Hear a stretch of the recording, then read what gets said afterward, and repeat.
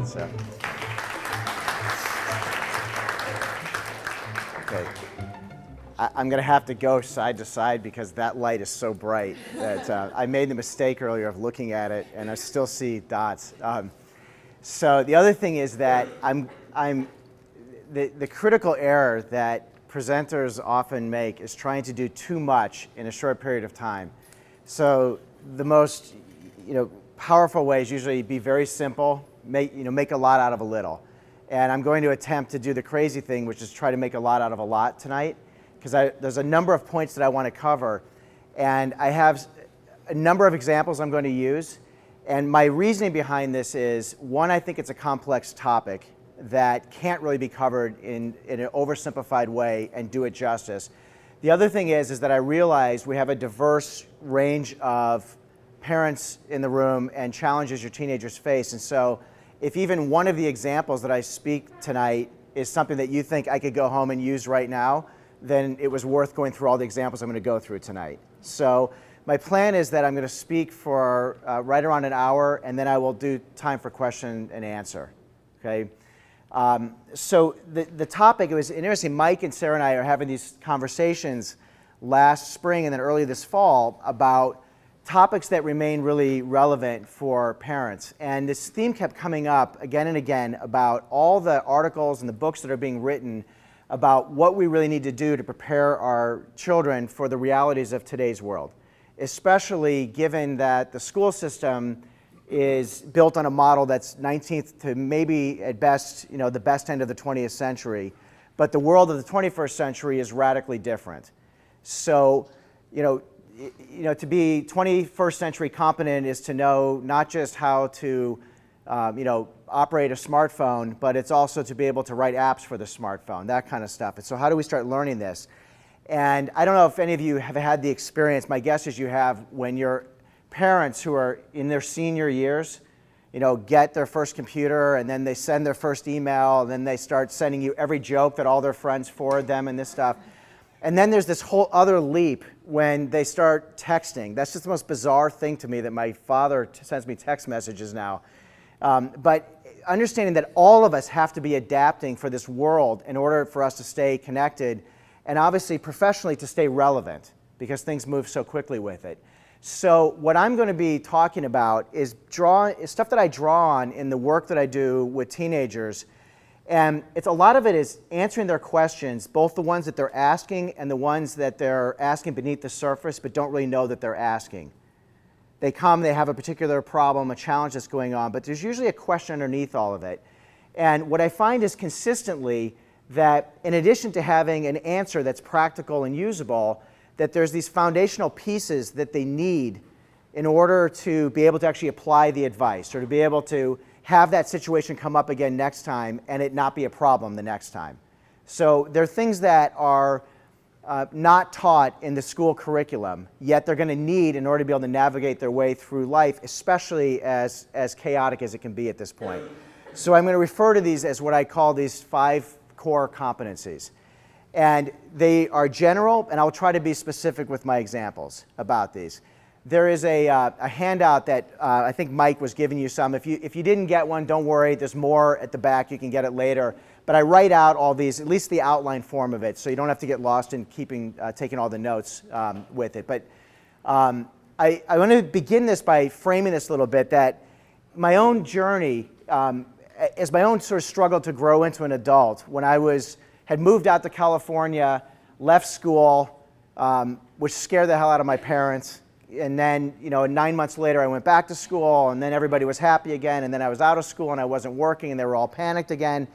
But in this time for me, which was during the late 1980s into the 1990s, I met a lot of people, and I read a lot of books, and went to a lot of seminars, and I took a lot of classes, and had a lot of experiences, and some of you know exactly the experiences that I'm talking about because you've been to some of those places and those programs. And along the way, in about 1998, I met this man. His name was Joseph Riggio, and in this training, he said this thing that was so simple, but when he really explained it and made really explicit to me what he was talking about, it was profound, which was this line, that where you put your attention is where you get your results. So if you are like the 16-year-old that I was on the phone with earlier, who's putting attention on her friends' family problems and how this stresses her out and stuff, well, no wonder she's upset and stressed out and thinks the world is a bad place. However, when she puts her attention on studying for her schoolwork or on the friends that she has who make her feel good about herself, what happens is more and more she starts making friends like that. It's just in a way that simple. But it's not just a matter of a mental thing where you think, okay, I'm going to think about positive things or I'm going to think about what's working. It's actually a mechanical process that goes on internally to focus one's attention in a particular place. This is going to be relevant because I'm going to tie all this together at the end. So this line about where you put your attention is where you get your results. I'm going to encourage, as parents, that you put your attention on helping your teenagers to develop these core things that I'm going to be talking about today. Wherever they are, you got years to do this in, and you have a limited opportunity. There's lots of opportunities in the world for them to learn it, but we get a small opportunity before all of a sudden they're 18 and they're out the door. But the first one that I talk about is social competency. And this is not just a matter of how to make friends, but it's about how to be able to navigate through all the complexities that start happening in relationships as you get older and relationships get more complex. How do you navigate your way through the misunderstandings that happen, the miscommunications? How do you manage it when you send a text message to somebody thinking it was funny and they didn't hear the sarcasm in it? And all of a sudden, they're upset with you and they've told 12 other people about it. How do you manage as you start getting into intimate relationships and feelings that start getting intense? And this is going to be present in their lives forever. It'll never get simpler. It's only going to get more and more complex. But the more skilled and adept they become at developing social competency, the more able and capable they're going to be to navigate their way through all the uncertainties of life. So no matter what comes their way, they'll be able to manage these things and learn this stuff. And this is one of those domains where you can learn things from reading it in a book, but especially with teenagers, they tend to learn much more if you can actually help them in the midst of life. That being said, since I said I'm going to try to do a lot in a short period of time, I'll lay out a couple things I think are useful.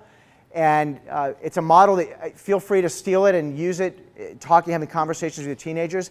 This is one of the ones I find they really respond to, is they will use the term, somebody is a friend. Oh, that's my friend, this is my friend, my Facebook friends. And yet we know, as we get further along in life, that there are friends and then there's lots of variations of relationships, all the way down to people you brush elbows with at the grocery store and you'll never actually talk to personally. And what I try to do is really draw a distinction for them to be very competent about this area, about people in your life, what kind of relationship are they? So the model that I like to lay out is think of it as concentric circles. That standing at the center of the circle is you and a few people who are your inner circle, your tried and true, trusted, bestest best friends, of which there, in the course of our lives, are probably only going to be a few. These are the people that you trust 100%. These are the people that if you call them up at 3 o'clock in the morning and you say, I need somebody to talk to, they're going to get up and talk to you. These are the people as adults that if you call them up and you say, I need to borrow some money, they don't ask why, and they don't ask when you're going to return it. It's that kind of trusted where you have that reciprocity that's there. But it takes a long time to build those kind of friendships. So 15-year-old girl tells me a story about chatting with some of her friends, and she tells one of them about a boy that she likes. And so she says, I went up to Isabel and I said, I'm going to tell you something, but you can't tell anybody, okay? And she says, yeah. She goes, you promise? And I said, at that point, you don't have to tell me anything more.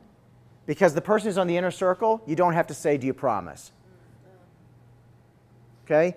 So then you got these people in the next circle. And the people in the next circle are people who are maybe your good friends, people whose company you enjoy, people that you would go out and you'd do stuff with. But they're not necessarily the people you would share your innermost secrets with. And then you go further out. Your classmates, who you're kind to because you work together with them. You have your teachers, you have your neighbors, and et cetera, all the way out until you could draw a circle so far out that it's somebody who exists on the planet in a foreign country who the only connection we really have is we breathe the air that circulates the planet, but we're probably never going to see each other. And the key thing with this is understanding that different relationships, you have different boundaries. and the different relationships. This is a huge piece of social competency, is knowing what boundaries to have with which people. Don't expect things from people who can't offer it to you.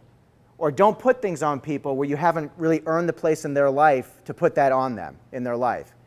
And when they establish this and get clear about this, what it allows them to do is start to build a core, solid foundation of people in their life who they know they can really count on. And it cleans up a whole lot of the messes that come from not having good boundaries around this. Does it make sense the way I'm talking about it? When I talk about this with teenagers, for many of them, it's anywhere from powerful to profound. Because one of the realizations that many of them have is, when I start describing somebody who's on the inner circle, they'll realize, I don't really have anybody on the inner circle. I don't have anybody 100% trust. And I'll tell them, in the perspective, is that if you talk to most of us as adults, when did we meet the best friends we have in our life? Most of us, it was later high school, college, beginning of our adult lives. It was when we knew ourselves well enough and our values and who we were, began to find people who really resonated with those. So it's not a bad thing that at this point you don't have that. It's an important thing to realize you don't, and then realize what it takes and what the distinctions are as you start to develop those kind of friendships. But where you put your attention, where you get your results, is I encourage them, start paying attention now to who are the kind of people who are more likely to go in that inner circle. Start to recognize somebody who's more like you, because these are the people you're going to need in your life as you go forward. I have so many stories I could tell about this, but I'll tell a quick one. I had a client who was out from Boston, and I go out to take her, I was having dinner with her, and she's having all these friend problems. And in this moment, I had this thought, why don't I call up a girl who's a recent college graduate who can come and talk to her, who's 5 years on the other side of where she's at. The girl I called up happens to be a TAM graduate, by the way, who graduated from University of Arizona last year. Called her up, and she was more than happy to come sit down with us and have dinner with us. And she starts talking to this girl, and she says, I'll tell you what I've learned, is don't get messed up in all the stuff with the boys. Boys will come and go. What you need is to find your solid girlfriends in your life. You got to find the people who will be with you and stand by you, because you're going to have ups and downs and difficult times in your life. And this 16-year-old very perceptively said, can they be boys? And my client said, they can, but there's something about having those people who are your tried and true girlfriends who are there with you. And I think there's a similar thing to be said for the boys, about finding somebody, those people who are just totally there with you. It was interesting hearing a 23-year-old giving this advice to a 16-year-old. She said, start recognizing those people now. It makes a huge difference later on with it. Social interpersonal competency is also about recognizing who your audience is. And this is a very important skill to navigate their way through the difficult times, because you have to know with certain people you use certain language, and with certain people you don't use that language. Certain people you can make those kind of jokes, other people you can't make those kind of jokes. Some people, like my wife's grandmother, who always tells my daughter she has to talk loud and slow. Talk loud and slow, I'm far away. She's in New Jersey, but it's true that she's hard of hearing. So my daughter at this age, still when she talks about her great-grandmother, talks loud and slow. When are we going to see Grand Nanny? But it's to understand that you have to know your audience. How do you address certain people so that they will hear your message and they will feel respected by you? They will take you seriously. Okay? So every one of you, your sons and daughters, are in these situations where they need to go talk to the coach. They need to go talk to a particular teacher. And part of what you can be teaching them is, I've met the teacher, I was there on back to school night or whatever. Based on who this kind of person is, here's how I suggest you go back to that teacher. Here's how I suggest you talk to them. Start to understand, know your audience. When I was in high school, I went to my counselor one time because I had a problem with the teacher. And he gives me advice, and his advice, basically at the end of his advice, I looked at him and I said, Mr. Kaufman, are you telling me that I should kiss up to this teacher? And he looks at me and he says, Jeff, think of it as making it work for you. Okay? But it's know your audience. Some people you need to butter them up. I talk about this with, especially like 8th grade boys, Some teachers, they love it when you come to class and ask lots of questions. Others want you to sit quietly and take notes. And you have to know which is which, because the kids who are getting the best grades, they figure this stuff out. Know your audience. It will help you as you have to go through adapting quickly, which comes up later in this talk, through difficult times in life. Moving quickly. Systemic competency. This is an area that I don't think we can emphasize enough with our kids, because they're going to be dealing with different systems as well as just the bigger system that we're all a part of. And the more adept they are at finding the leverage points in the system, learning how to work different systems, like my school counselor telling me how to work with that one particular teacher, the more powerful, more empowered they're going to be in their lives, the more able to navigate their way through difficult times. So developing systemic competency. And I always describe it to them, because for teenagers who have a real thing about power, this is about how do you find the leverage points. So if it's bringing the apple, that's your leverage point, bring the teacher the apple. If it's bringing the girl the flower, bring the girl the flower.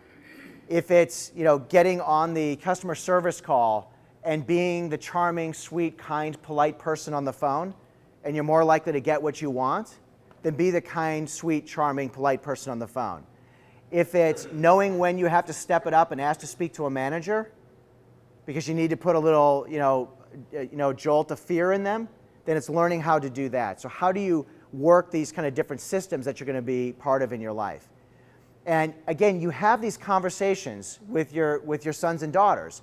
They're always telling you about the coach isn't fair, or we were stopped by the police officer and we weren't doing anything wrong, or I want to get a chance to audition for this play, but I was late for the deadline. How do you work the system so that you can find your way through this stuff? How critical is this in your own success in life? You think about this. I was flying to Phoenix the other day, and I'm sitting on the airplane, and I have to get there because I'm speaking at 8 o'clock in the morning. And they come on and they announce there's a mechanical delay on the plane. And people next to me are saying, well, I got connections. I guess I'll find out what happens when I get to Phoenix. I've got my phone out, and I'm already booking another flight just in case this one cancels. And it's just knowing how the system works in that regard. So, a story. A 17-year-old boy, senior in high school. His name is Jordan. Jordan wants to be a college basketball coach. Jordan played on the basketball team freshman year and realized he did not have a career in the NBA or even at his high school. But he loved basketball, and he was fascinated by strategy of coaching. So he researches, which is a wise thing to do, and he finds out the path most college basketball coaches go through is either they played college basketball or professional ball, or they came on as a student assistant, eventually became an assistant coach to one of the coaches in the teams, and eventually worked their way up to becoming a head coach over a 15 to 20 year period. The critical piece in this is about 95% of the coaches went to college. That's where they got their feet wet in this. That's where they got their credibility. So Jordan, really nice kid. If you met him, he looks you in the eyes. This boy who wears a jacket and tie to school every day. He becomes the manager of his high school basketball team. He buys software that when the games are going on, he uses the software to keep track of where every shot is taken on the court and at what time and which players play better in the third quarter than the fourth quarter. He prints out all the data. He gives it to the visiting coaches.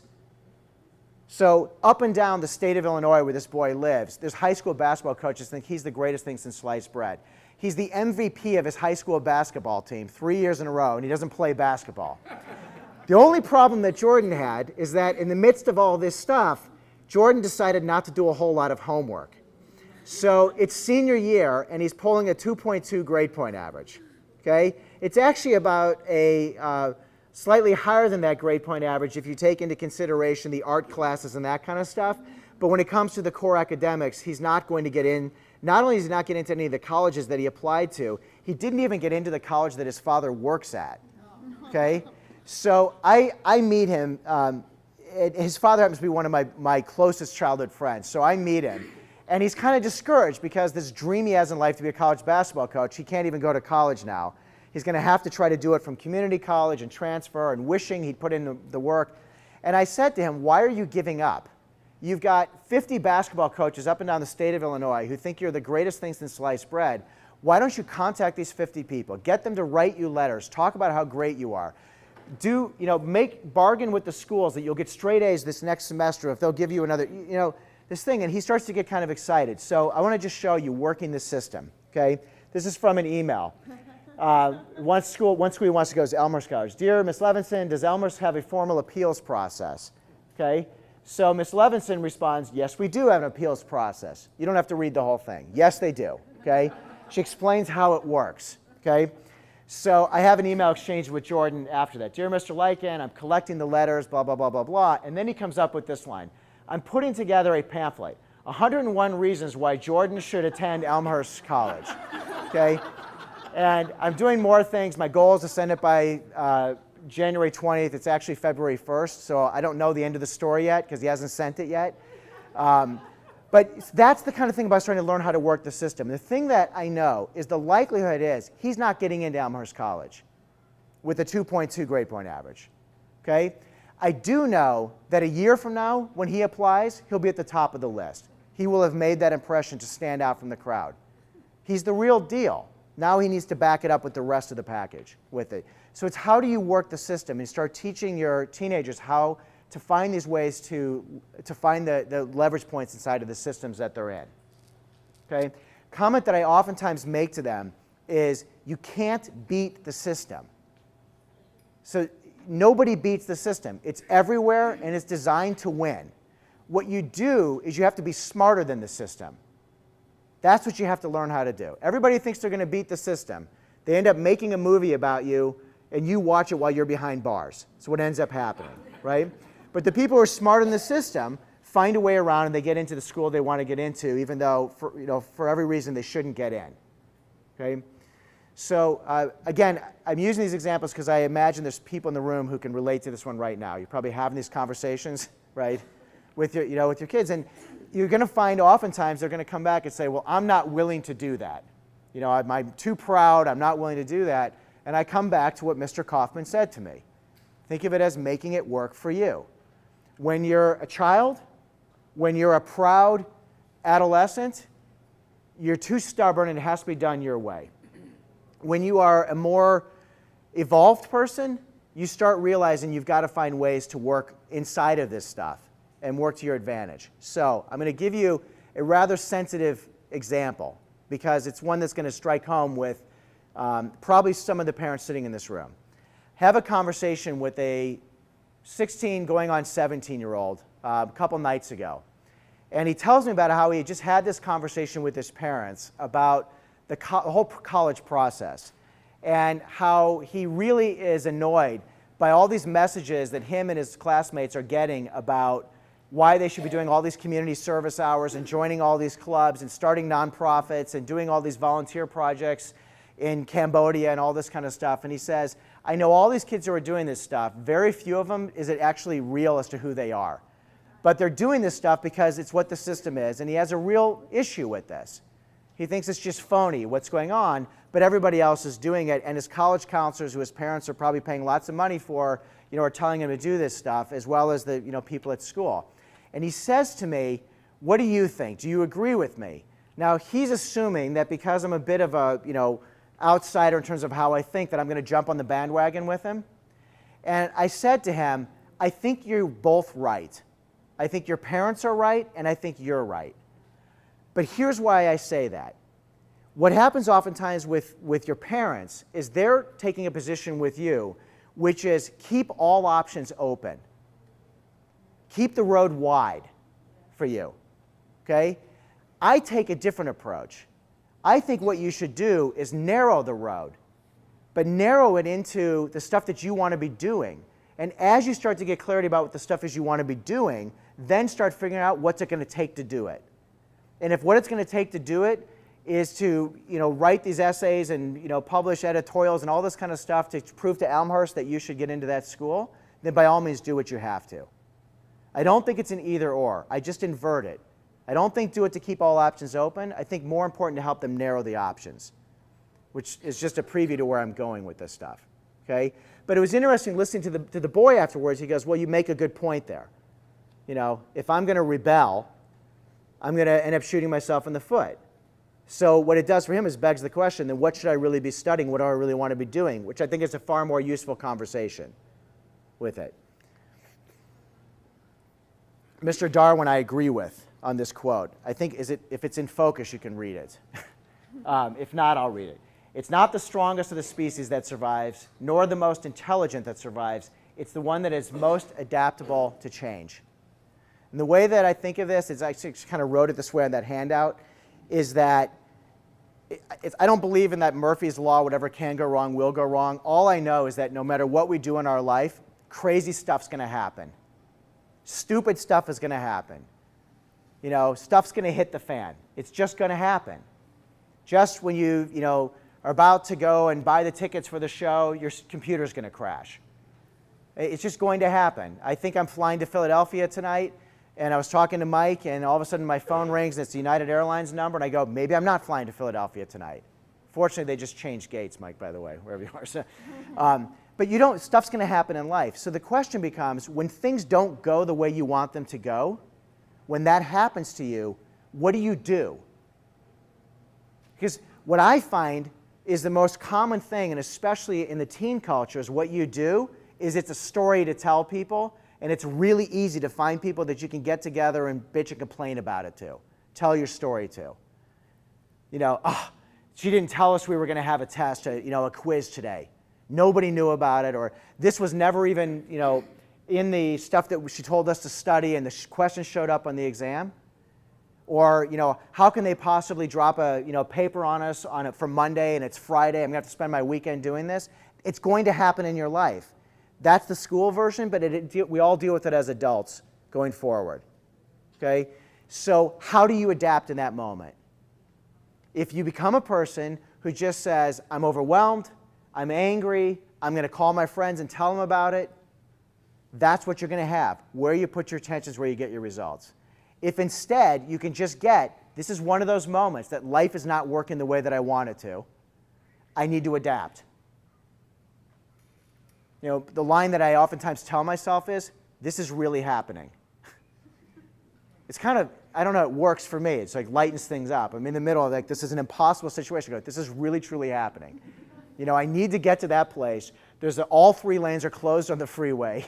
There's no way around. I just missed the last exit. I'm going to be late for this thing. There's 150 parents in the way. This is really happening. But what happens in that moment is, instead of being a victim to it, it's, okay, how am I going to find my way around this? How will I get there anyway? What can I do instead? This is so huge. And what's interesting is that some people I've discovered have a natural temperament where they're born this way. And some of you are that person. You are right here, obviously. And others of us envy people like that. They just seem to naturally be able to just sort of flow and move on with it. But in the end, everybody needs to be able to adapt an ability to do this, because it's inevitable. Okay? How many of you can think about situations with your teens right now where this is relevant?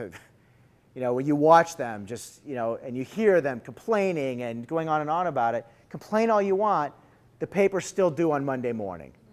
You still got to do it. The better you are at adapting, it's a common conversation I have with them is that, I say there's 3 types of people who get A's in school. There are people like Eric Abbott, who was one of my classmates in high school, who would blink and A's would appear on papers. It's a guy who has 2 PhDs in astrophysics. You always joke about this. Literally, has the 2 PhDs in astrophysics. There are people like that, and they're a tiny percentage of the population. We all know them. Somebody in here may be one of those people. We all envied you. But for the rest, it's one of 2 types of people. It's the people who just get that it's what you have to do. You sit down, you do the work, and even though it's not enjoyable, you just do it. And then you have fun later on. It's how you are. And then there's the people who go kicking and screaming into the night. They procrastinate. They don't start till 11:30 at night. They're up till 3 o'clock in the morning. School is incredibly hellacious and stressful. But in the end, they end up getting it. I think far better to be one of these people who just goes, I got to adapt. It's just how it is. It's not going to come easy to me, so no point in arguing and complaining about it. Which leads to the next one, which is of the 5, this is the 4th one that I'm going to talk about, is positive, what I'm calling having a positive opportunity bias. The positive opportunity bias is as you get into situations in your life where it seems like things are going against you or things are not happening the way that you want it to be a person who's oriented to be looking for solutions and opportunities no matter what. So while everybody else is going, there's no food, there's no water, you're already on your way halfway down the street to where there's food and water because you're already thinking about where the opportunities are. When people say there's no internships anymore, you're the person who's already writing the letter to get the internship, be the first one in line next year. Or going back and thinking about that friend of your parents who they had over that night, who runs that company and you had that conversation with, whose card you kept because you think in terms of opportunities. I ran a program last year for high school graduating seniors going off to college about being prepared. And part of what I did was get a couple of recent college graduates who had gotten job offers before they graduated college, to get on a conference call. Literally had the phone out on speakerphone and let them talk. And what they both talked about was how valuable it was to be networking from the first day they showed up in college. So when they found professors who were into the stuff that they really liked, that they were building relationships with these professors. When there were speakers who came to the university to talk, they were talking to these speakers and going to them. But how incredibly valuable LinkedIn was for them. Now you say LinkedIn to a typical high school senior, and they stare at you in the way you probably stare at them if they say Vine, okay? But you say LinkedIn to us, and we all know what LinkedIn is. I shouldn't assume all, but most people in this room know what LinkedIn is, okay? And here's these two recent college graduates saying, I found opportunities out there just by LinkedIn, by emailing people who are associated with people, whatever with it. So it's this bias that no matter what situation you're in, always look for opportunities. Look for the possibilities. It's not the same as, always being positive and, optimistic and, the building is on fire and you go, yeah, but, it's warm. I mean, it's not that, because that's like I want to be realistic, but in reality, there are opportunities if you know how to look for them. And then the skill beyond that is learning how to create them. It's that learning how to turn that conversation with somebody you sat next to somewhere into an opportunity to do business somewhere later on, down the road, or build a relationship with later on down the road. Okay? We cannot start teaching our kids to do this soon enough, as far as I'm concerned. You have friends who are really interesting people, who they could be having some great learning and great opportunities with if they know how to know their audience, recognize the opportunity, show themselves as the kind of person that your friend would take seriously and give an opportunity to. And when they start living their lives that way, it won't just be your friend, it'll be 100 things that'll start showing up on their plate where everybody else is, at the jobs board at the career center. Your kids will be the ones out there actually in the midst of a career with it. Good? Okay, I got to move on because I said I'm doing way too much in too short of a time. So, okay. In the age of distraction, focus. I'm going to give two examples of this.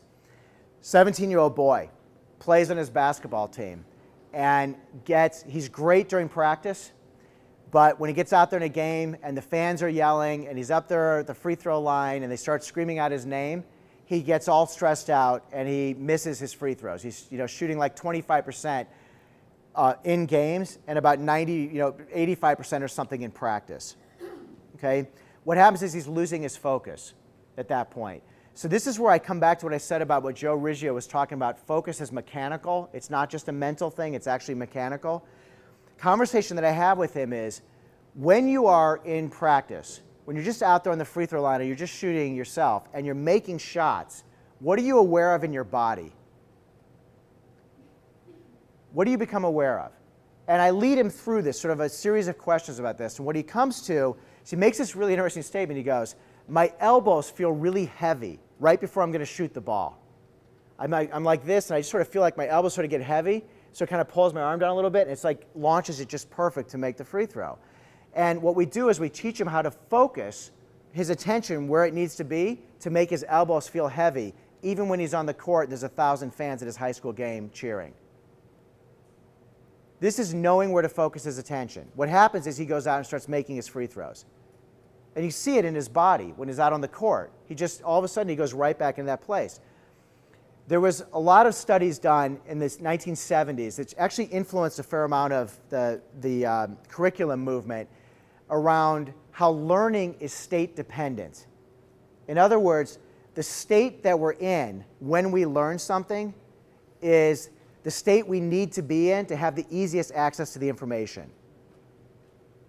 If you're sitting at home listening to music and you're really calm and chilled out and you're reading the book and you learn it there, if you can get yourself really chilled out and calm while you're sitting in class taking the exam, much easier to draw upon the information. But what tends to happen is in class, where maybe they're calm, and a regular school day, the day the word exam shows up, they get tense. So they're no longer in the state they were in when they learned the information. Learning how to focus their attention so that they can get themselves much closer to in the state they're in there and learn the information is going to make it much easier to recall the information and do better in life. Same thing is going to be said as they get out into driving cars in traffic. Better they can keep their attention in the right place, less likely they're going to bump bumpers with somebody. More likely they can keep their focus even when they're around a whole bunch of people who are trying to distract them to do something that maybe inside they don't want to do. If they can just keep their focus where they want it to be, more likely they're going to get what they want in life. So, conversation with the boy a couple nights ago, and it's a long story that I have to simplify this so much, but he has a boy he's been friends with that he thought was a first circle friend, but really is like a third circle friend. He realizes this because he realizes after about a year of being friends with this kid, for conversation's sake, let's say the boy's name is Nick. After being friends with Nick for a year, he says, I've realized Nick is a fair weather friend. Whenever he needs something from me, he has no problem asking for it. And his cell phone always has cell coverage, and he quickly responds when he needs something. But whenever I need something from him, it's amazing how he's never in a place where his cell phone signal works. And he says, I've been to his house. It's true. His signal's not very good at his house, but it's amazing how it just seems to work when he needs a ride somewhere. And what had happened was that Nick was supposed to give him a ride to go to this meeting, and Nick canceled on it at the last minute and came up with some excuse that, let's say Adam, is my client, that Adam realized was a lie. And he says, I don't want to go on like this anymore. I'm going to confront him on it. But he wants to confront him through text. Well, you've ever had confrontation through text. It's, shouting where the person can't interrupt you. So it's, I'll tell you. And then, lo and behold, they have the audacity to respond. And I said to him, I think you should have this conversation with this boy in person. But he says, it's really hard to do that because he's really clever. And I know if I try to have this conversation in person, he's going to twist it around and make it like I'm the one who's wrong. Okay, some of you are nodding your head because you know people like this. You may be married to one. So, if my wife was here, she would. Anyway, so I've learned. Stop. So what I said to him is, you have to focus your attention on one outcome, which is the facts, and nothing he says is going to get you to doubt yourself, because you know the facts. And you have to hold your attention on that particular outcome. No matter what he says, no matter how many examples he comes up with, threats he makes, names he calls, whatever he does, you just keep going, I don't care what you say, the facts are this, and you know you lied. And he gets it. If he can focus on that and keep his attention there, he's more likely to get the outcome he wants. And by the way, it worked. It also worked because he was also willing to lose the friend, which is easy to do when you realize it's actually a third-tier person anyway. So not losing anything when you realize that, you're not losing that much, right? So again, you have lots of examples of this with your kids, but help them identify what they should focus on. The more specific you can make it, the easier it is for them to actually go out and do it. See, is that enough examples of that? Okay. So I'm going to go quickly through this next one because this is where I want to tie this together. It's where I said instead of making more options available, make less. Instead of keeping the road wide, make it narrow. They're all, having people ask this question, especially junior, senior year of high school. You're probably having this conversation with your own kids at this point. What do you want to be when you grow up? And it's just a model I play around with, this idea that there's 4 types of careers: unsuccessful and unsatisfying. The way I always tell them is, imagine how much it sucks to fail at something you couldn't stand in the first place. Okay? And listen, I mean, I would guess, how many of you have been there at some point in your life? Telemarketing in college, it was like, it's a funny story, but it's not appropriate for now. But, successful but unsatisfying. And I'll give them the example. There's people who maybe make boatloads of money doing what they're doing, but on the inside, they're not satisfied. It doesn't really do it for them. There's something that's missing in their life. They live for the weekends. In a way, it becomes kind of a sad way to live. Satisfying but unsuccessful. I love what I do, but I can't make a living doing it. I can't seem to break through to get the promotion or get the opportunity that I need. And then the last one, which is the one that I'm going to talk about, is a career that's successful and satisfying. So how do you go for a career that's successful and satisfying? It's about finding life direction. And I'm going to begin to tie this up all together now. I think life direction has 2 components to it. It's not the answer to the question, what do you want to do when you grow up? It's finding the direction to go down, the path to go down, that leads to that answer. So you start from this very first world dilemma that we have, which is, it's a privilege to even be able to ask the question, what career do you want? Because there's still obviously people in this world today who are more concerned about survival day to day and not thinking about what do I want to be when I grow up. And obviously, historically for humans, this is a new question. But since we get the opportunity to do it, and since there's such a way of living a life that's successful and satisfying, start with, what are your interests? What are the things that pull your attention? What are the things you find yourself enjoying learning about? When you flip through the 428 Discovery channels, what are the shows that that capture your attention? When you're reading articles on the internet that aren't just wasting time, but are actually things that are kind of interesting, what do you constantly find yourself interested in? Subjects in school, what interests you? And then, what are your talents, your strengths, your proclivities, the things that you're naturally good at? And when you start to put those things together, direction begins to emerge. A person can, so they don't know. A person can, just from answering those questions alone, can start to get a sense, you know what? Like I remember in 4th grade, my mom comes home from this parent-teacher conference. The teacher said, Jeffrey's great at math. My mom comes home and says, he'll be an engineer. Right? I, at 9 years old, thought that sounded really cool because driving trains is really cool when you're 9 years old. Right? But just because you're good at something doesn't mean it's the right career for you. Are you interested in it? So maybe they start to get, you know what, everybody says I would be really good at being a doctor or a scientist, but I'm actually much more of a creative person. I'm much more of a person who wants to engage with lots of people all the time, not being in a laboratory. So even though I'm good at the laboratory, my interest is really more out in this area. So when they start to put that together and realize that a path starts to emerge, then you add in this second part. Folks, I'm sorry about the noise. There's just a meeting upstairs. I'm doing my best to talk over it. The second part is, what are your core values? What are your morals and your personality traits and the principles that you stand on in your life that you don't want to compromise? That every time in your life you do compromise, you end up regretting it. So you really start to have that degree of self-awareness about yourself, about, I'm the kind of person that if a person says they're going to do something, I expect that they're going to do it because that's the kind of person that I am. Or, on the other side of it, I had this conversation with a group of 8th grade girls one time, and a girl in the room said, well, I don't mind if people make plans and cancel on me because then I can do it to them. It gives me freedom. But see, for her, that's where her values are at that point. Probably not good for her to get wind up in a career where people are going to expect her to show up on time and keep every single commitment. You follow this? Because it's just, you start finding like who you are in this area.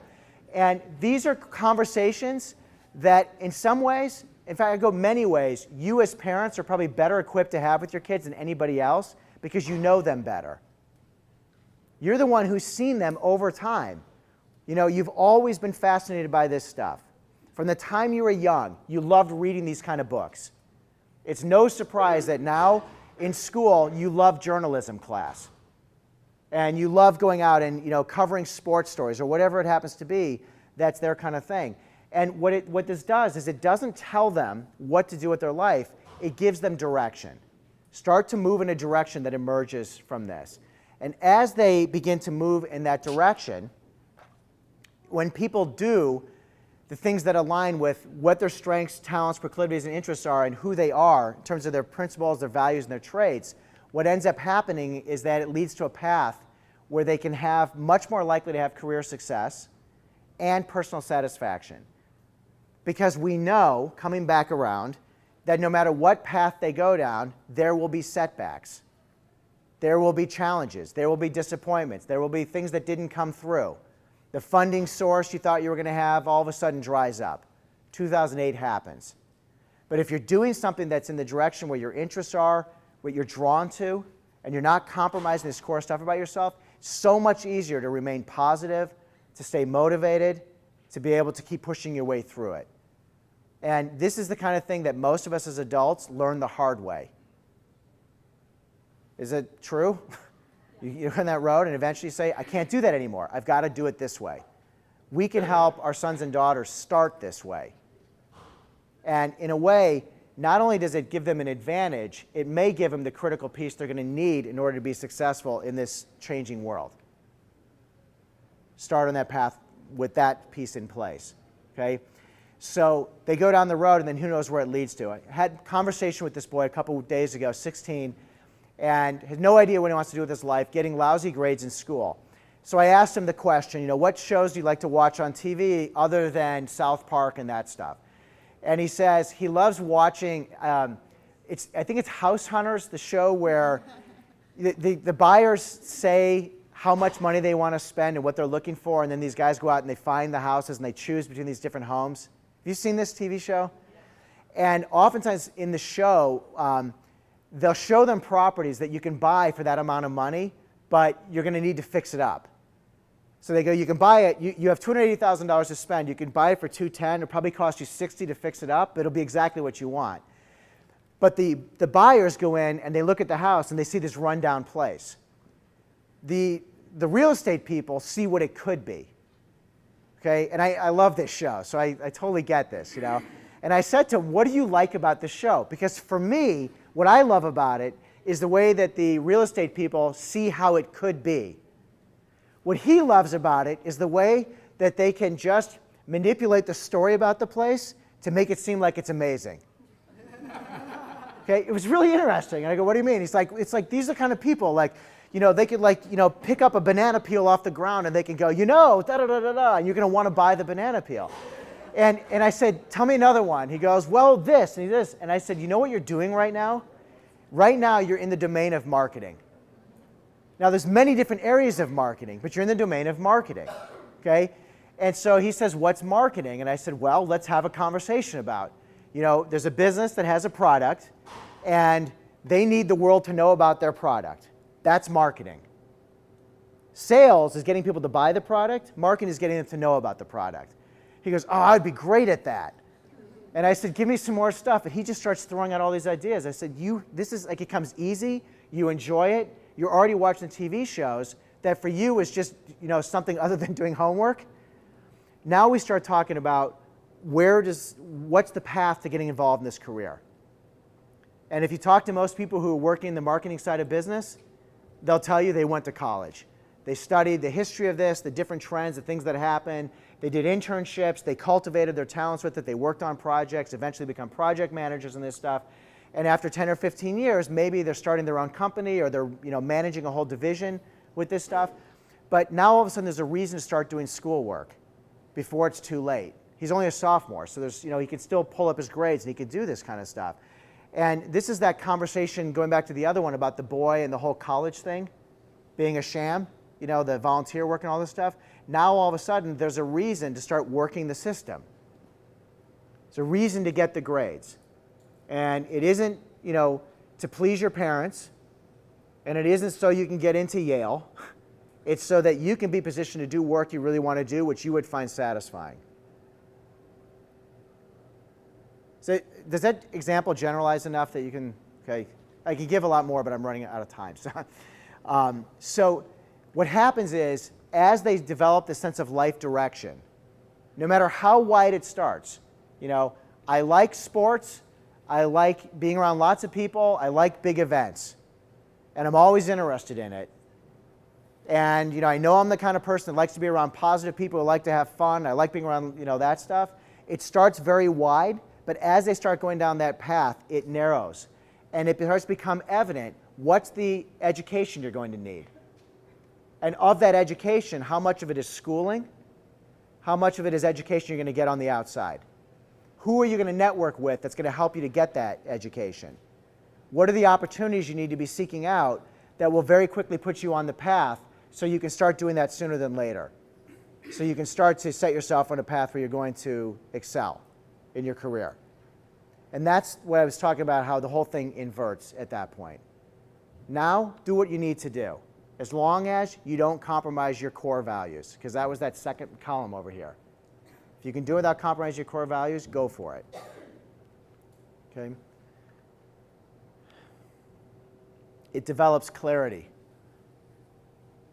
It's not all this clutter of distraction. What can I do that's entertaining because school is boring?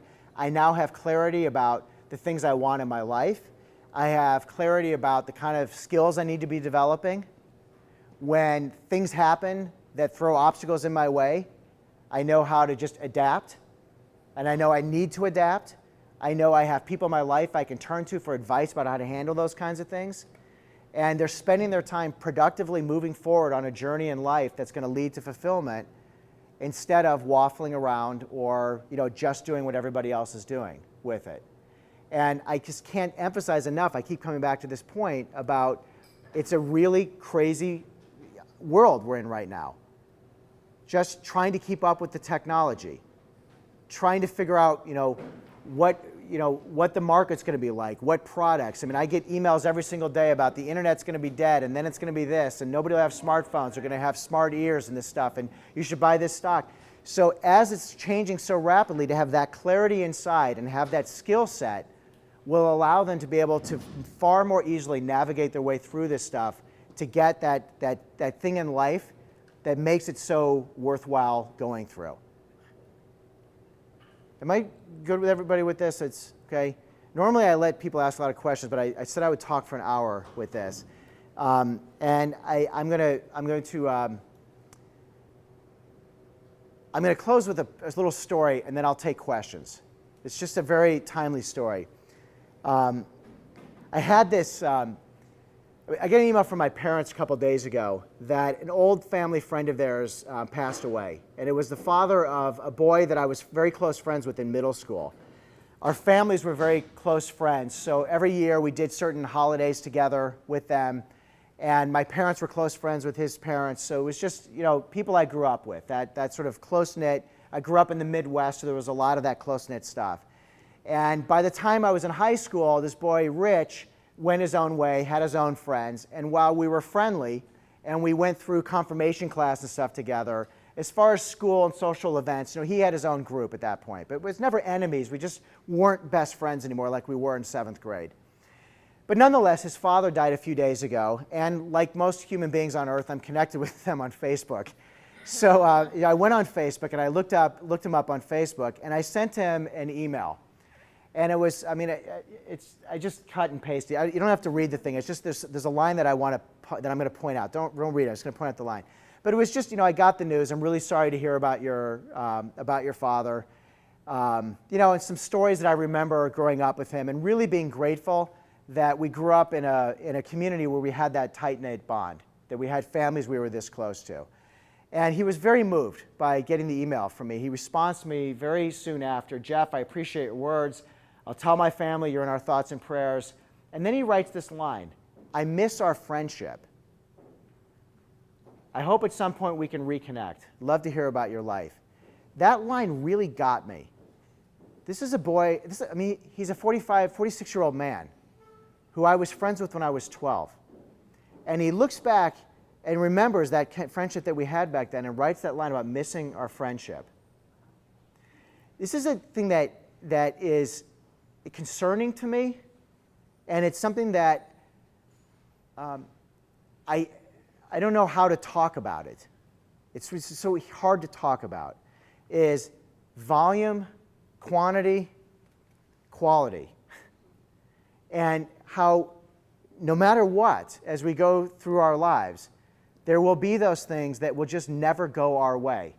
At some point, somebody close to us is going to die. At some point, disaster is going to strike. And it's always in that stuff when people look back at their life and they go, if I'd only spent more time, I would have done more of this. And how often is it I would have spent more time with my close friends? I would have spent more time just appreciating the love that was there and that stuff. And so I don't have the easy answer to this one because your kids are so busy with all these countless people around them. But I can only come back to emphasize this enough that some things are universal no matter how much the world out there is changing. And finding people who are those tight bonds in your life, that core inner circle of people that will be with you through no matter what, is to me one of those things that's universal.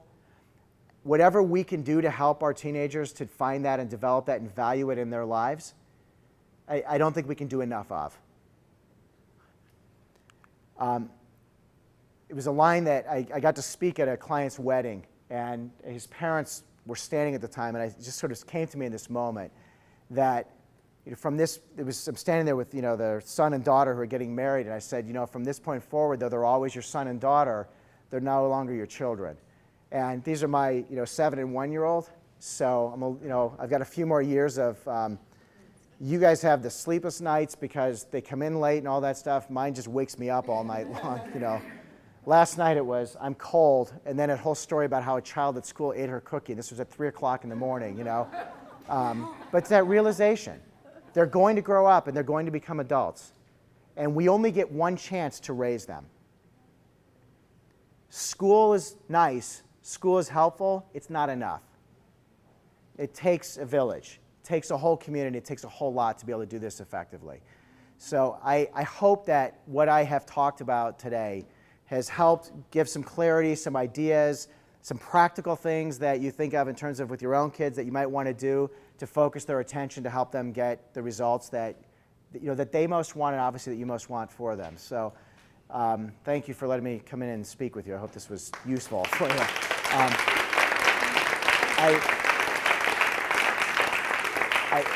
I told Mike and Sarah that we have till 8:30, so I have about 20 minutes to answer any questions that you want to ask, and I'll do my best to take whatever you ask and generalize it so it's relevant for everybody. So yeah, please. It didn't have anything to do with your lecture, but I was just looking at your credentials in the back, and I'm impressed that you were at TEDx. How did that work out?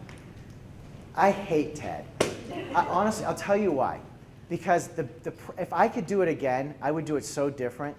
The pressure to watch these TED videos, and you get to see the people who are the best of the best who just nail it, and there's things go viral, and the pressure to do it. I can't believe after all of my professional years I succumbed to trying to give this profound message.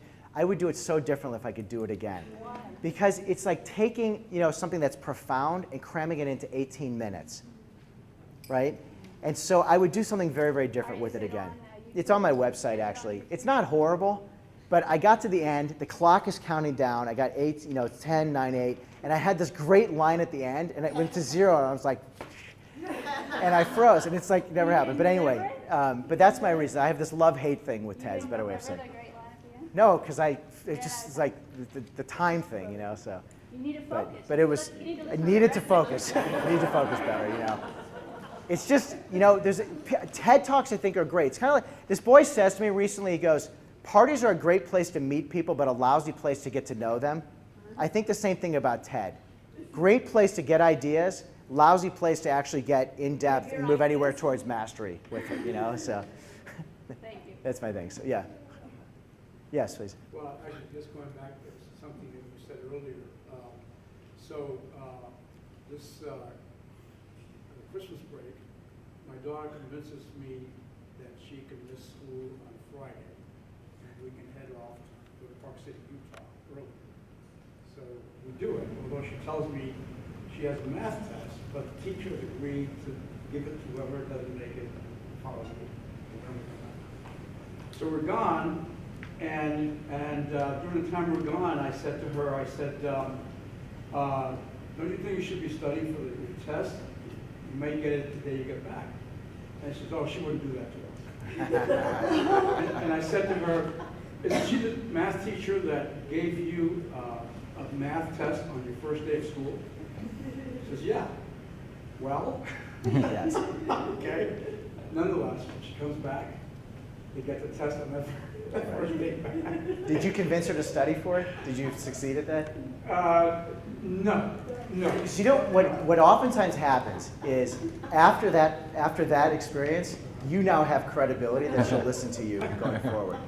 I'll give you an example of this. I had this.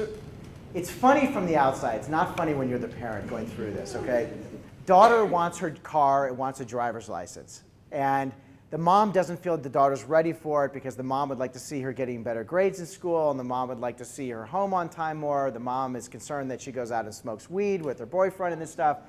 And so it's kind of a thing. But the daughter's going, but I'm 16, and if the state of California says I can get a driver's license, and therefore I'm safe enough to drive, how are you to tell me that I'm not safe enough to drive? So there's this tension that's going on inside the home. Okay? So the daughter schedules her driving her exam up at the DMV up in Petaluma. And she goes up, this about a week and a half ago, she goes up there only to discover that she clicked on the wrong box on the website and actually only signed up for the written exam, which she's actually already taken. So now she has to, you know how that process, you have to wait like 30 days to get another appointment or whatever with it. Now it's like March 7th that she's gonna have to wait till she can get an appointment. And the mom is sending me a text message saying, see, this is the proof that she's not ready to drive and this stuff. And what I said to the mom is, I said, I think you really need to back up and remove your emotions from it and think, here's an opportunity to teach your daughter about bureaucracies. Here's actually an opportunity to say to your daughter, you know what? Bureaucracies are unpleasant. We have to deal with them all the time. DMV, one of the worst. Wait till you deal with trying to get your health insurance to reimburse you properly and this kind of stuff. So you know what? Next time, I'll sit down with you on the website. I'll show you how this stuff works so you'll learn, because one day you're not going to have me there to do it with you. Okay? And the mom texts me back and says, I'm really glad I said that to you because I would have just started a huge fight otherwise with it. But that's the thing, is that this stuff comes up all the time, and how you handle it in that moment is whether or not they're going to listen to you or turn to you the next time. It's not whether or not, but more likely they will listen to you the next time with it. So like with this story, I would go back and I would say, I'll tell you, what I noticed for. There are certain types of people who are like this, certain types of teachers like this, certain types of teachers are like this. This one is like this. And when you lay that out, she'll go, yeah, but this one over here is like this. And this one I could go in and tell a story and talk about my puppy, and then she would have, right. So, okay, please. So you were talking about the concentric circles Yeah. and the best friends. What if the kid in the middle is confused about what's important in life and gravitates to people that aren't, good or a good influence on him, because at that crucial age of 15, 16, 17, they're just not clear on values and morality, and maybe their friends are like, oh, that's the one who smokes pot in school, or that's the one who is, really interesting because he's suicidal, what do you do about that? So you've got, it's a journey to maturity, right? But if you ask, you can ask a 12-year-old, what's the most important thing in a best friend?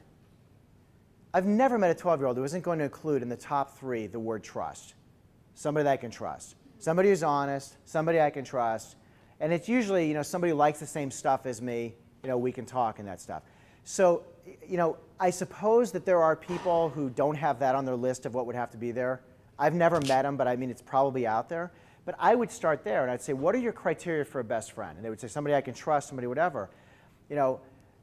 With these people that you're hanging out with, if you think of it, I use the concentric circles. You can do, obviously, many different ways.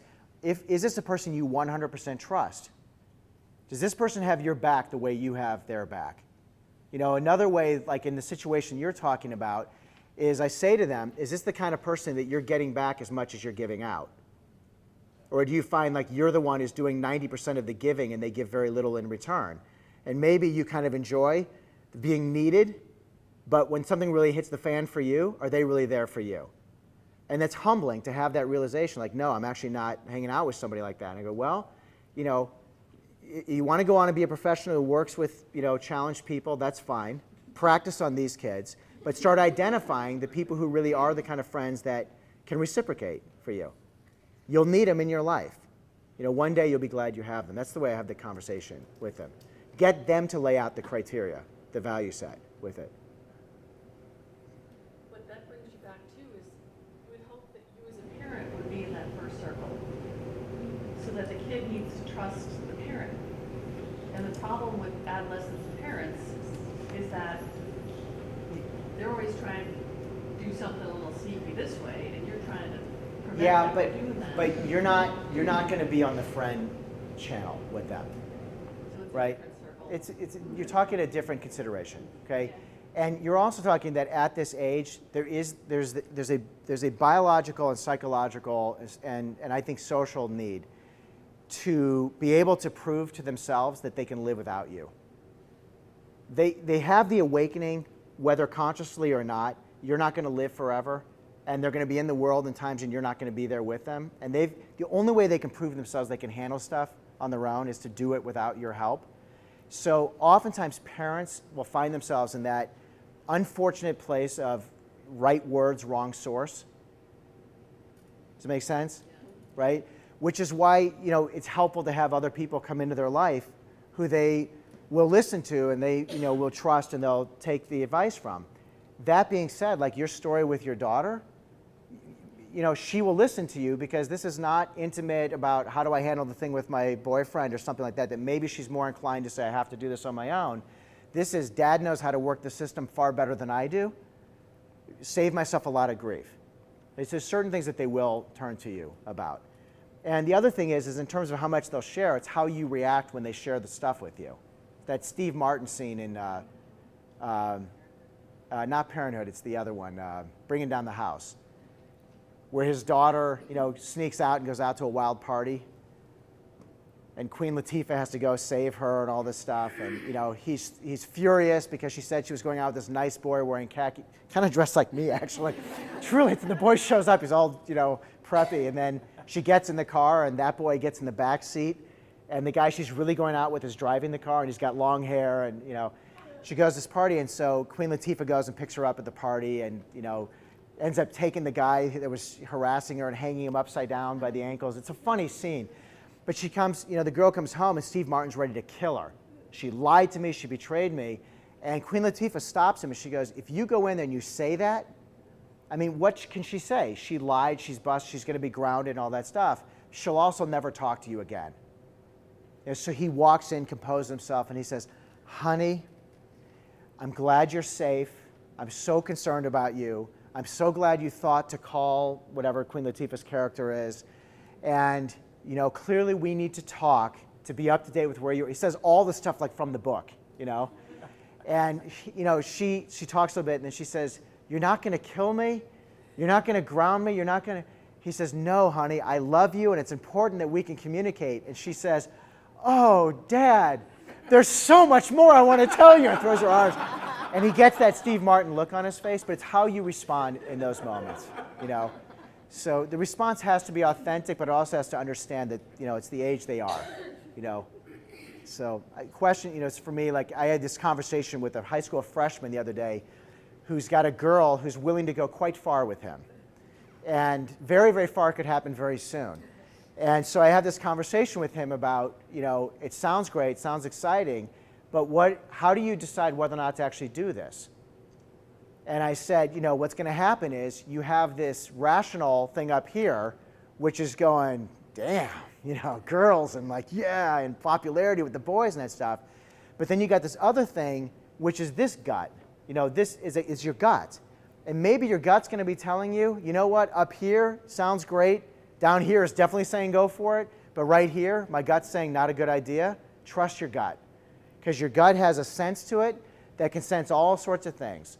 Like maybe this girl's going to be a psycho and she's going to challenge you to run around and with a dagger. You know what? Maybe she's ovulating. She could get pregnant. Maybe this is somebody who can get an STD. You don't know, but your body is telling you these messages, whatever. And the kid was like, "Damn, they don't say that in our sex ed class in school, you know." But it's true. But that's the kind of thing that I'll listen to. It wasn't me saying don't do this stuff. It was, pay close attention to your body with this stuff.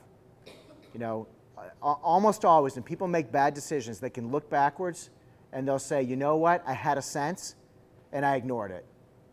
Save yourself a lot of grief. Don't ignore it. Right, so you can apply that obviously to lots of things. It was just a funny story with the kids. So, okay, any other questions? Thing you want me to talk about? Or yes? I've got a sophomore daughter and a sophomore college girl and a junior high school. I wonder if you can pinpoint me one thing that I can go home tonight and say, I heard this could help your life. One for the sophomore college girl, one for the junior high school. Do either of them at this point have a sense of of their life direction in terms of like kind of stuff they want to do with their lives? I'm going to answer your question. I'm going to do a little side thing about this. This thing I'm talking about life direction happens typically around 16 years old. The awakening that I am my own person, I've got to find a life for myself. And what I see, 16-year-olds, the most common phone call I get from parents is 16-year-olds. And what I see is they're at the point where they need to find a way in life. They need to really figure out who they are. They need to figure out what they want to do. And when they don't have it, it's overwhelming, it's scary, it's unsettling. They wind up self-medicating. They wind up, wasting time and, just life's a big party. And, at a time when they're really ready to step and start to find their identity and move forward and maturing, they're not. So this whole conversation about what are your interests and stuff, definitely by 16 is the time to be having that conversation. You can do it sooner, but by 16 they've had enough experience that they really know some of their values that they don't want to compromise. So they really know some things about themselves at that point. There's enough experience to at least begin that journey. So without obviously knowing your 21-year-old, your 21, you said a 20-year-old, I would say that, based on where they're at and what they're trying to do, at 20 years old, she should be learning a great deal about how to network, how to find opportunities, and how to be working the systems that are out there. I mean, the kids who are going to be getting into the graduate programs, the kids who are going to be getting these internships and stuff are the ones who know how to network. They know how to, write the letter that's going to get response and that kind of stuff. And that to me is just, by those years, this stuff needs to be happening. Otherwise, they graduate school and they're not prepared for real life. They don't know how to really engage and show up in the real world. So that's stuff I'd be doing at that age. Your 16-year-old, it would depend where's she at. What's the questions that she's asking at this point? What is she thinking about? Where do you see the little hints of opening that she's starting to think about another big life question? And that's where I'd be focusing. Not laying the whole shebang on her at that point. It's just, honey, the other day you were talking about, that thing that was going on in your class. There was an article I came across that might be interesting to you to read. And then you have a little conversation about that stuff. Or a thing happened at work today. Because a lot of, speaking general stereotype, teenage girls, they're fascinated by social stuff, typically. So social things that are going on. Had this situation at work where I needed to talk to this manager, that we have who's been having a conflict with an employee, and it was a real sensitive conversation.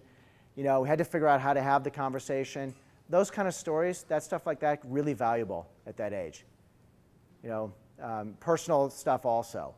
We had a conflict with the neighbor because the garbage can was there, and he put his garbage can in my yard, and I wanted to put it there, and then I decided what I would do is this because the kind of person that he is. And you'd be amazed at how much they will engage in these conversations with you. They'll laugh also, but they'll also engage. Is that helpful? I'm speaking such generalities. So, okay, thanks. Yeah. There was another hand that was up. Please.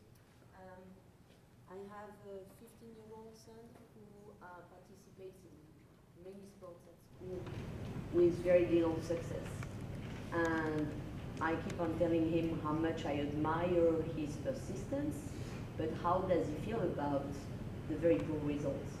And the answer is, I don't want to talk about it, and then he gets really angry. So my answer is, if it makes you very angry, it must be painful. So maybe answer me, I want to talk about it at a better time, or I want to talk, but if it is painful, you have to get it out. You have to, maybe explore it. And I'm at that point now with him. Okay, and your question? And the question is, what do you do with a teenager who keeps on, he's staying with these sports, and it is painful because he's not good at it. Does And he think he's not good at it? Yes. Or do people think he's not good at it? The results are there because he's doing these wrestling matches, so it's always I lost. And so you come back home with your head down, So Let me. Yeah, I appreciate the question, and without knowing a lot more details, because I don't know what he's saying, how much you're interpreting what he's saying. So I got to speak in generalities Yes, with it. yes, I'm just sort of making an excuse if I make it to speak in generality. Is one of the things that creates an inordinate amount of stress on our teenagers, particularly in this community, and pretty much on upper middle class, more affluent communities around, is the degree of competition where victory and winning is defined in a very, very narrow way. And whether it's that he's not in the starting doubles team on the tennis team, or whether it's that he didn't get into a UC school but only got into a state school, the message I think is very dangerous and even toxic. It sets up this idea that there are winners and there are losers, and it has to do with the external stuff that you manifest on the outside, as opposed to being able to redefine victory is the willingness to just keep getting out there and trying. The willingness, like this boy Jordan, to be the manager on the team, which is not a glamorous thing, and turn it into something that's glamorous. To be out there and cheer on your teammates and just be part of it, and be embraced in that particular way. So if he comes to you and he says, I keep losing, I'm not particularly good at this, there's a point where you say, you may never be, you may never be what you call good at this. There may be elements of it, though, where you could improve. Maybe we look at you doing some wrestling camps or some training and that kind of stuff. But that doesn't mean that anything other than, it's not your thing to be great at. But when we find the stuff that's really your thing in life, you'll be amazed at the stuff that's going to start working for you with it. So in the meanwhile, building up strength, staying in great condition, having the friends that you have, you being the rare person who's willing to do this even though you're not winning, because a lot of kids would just quit at that point, I admire it. So I'm taking a different angle to it. It's that thing where you put your attention. It's not on that it's painful. Okay. It's admirable, Yes, okay. right? Yeah. And maybe that's why he keeps doing it, because he's part of a team, he's working out. Absolutely, all Yep. these things. But I don't want to talk about it was, would make me feel, well, if it makes you so angry, you must be suffering, and I want to help. But I'm going to focus more on, your persistence is admirable, and with that in mind, build on what you like in being in a team and all that. Because I have to speak in generalities, my question, if he says I don't want to talk about it, is why? Mm-hmm. And if he says, because there's no point, I'm not any good, I'm never getting any better, so why talk about it? And I would say, okay, you still want to do it? Yeah, okay, do it. Let's talk about something else that you do want to talk about. And I don't make anything more of it. I had a professor in college who said life is made up of many defeats and a few small victories. And I don't know whether it's true or not, but I absolutely know that the path to success is going to have lots and lots and lots of setbacks. How you adapt, how you respond when they do is going to be a critical piece in terms of how far you go in your life. So again, it's just without knowing more, I have to leave it at that. So it is just right at about 8:30. I know Mike said he had a few announcements he needs to make, and I will stick around and I'll answer your questions. I have to be out the door by 9 o'clock, so I have a flight to catch tonight. So, but thank you all, and you go ahead. You were going to say something. You were going to say. Yeah.